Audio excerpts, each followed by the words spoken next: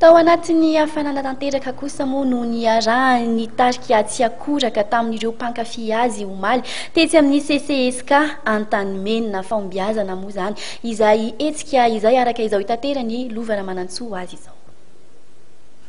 Fahombiazana tanteraka izay no azo amin'ity ilay fampisehoana ny tanterahany tarika tsy akoraka omaly tetsy amin'ny CCSK Antanimenina.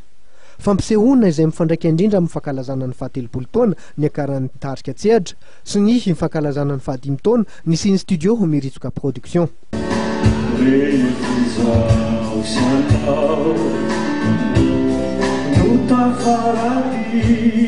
Tafahoana tamin'ireo mpankafindray araka izany ty tarika manana nisy maizy azy nanamarika ny taona 20 ty nandritra ty fampisehoana ty izay naopana ho amin'ny fampahafantarana ny sanganasany vaovao nampitondraina ny lohateny hoe Best of tsy akoraka.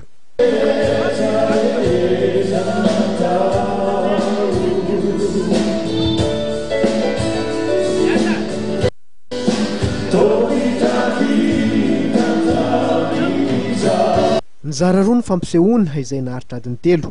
Ny ampahany voalohany natokana ho fampahafantarana ireo mpankafy ireo hira nitsongana avy eo amin'ny Best of. Ny andiany faharoa kosa dia famerenana indray ireo hira nahafantarana ny tarika tao anatin'izay 30 taona nisin'izay.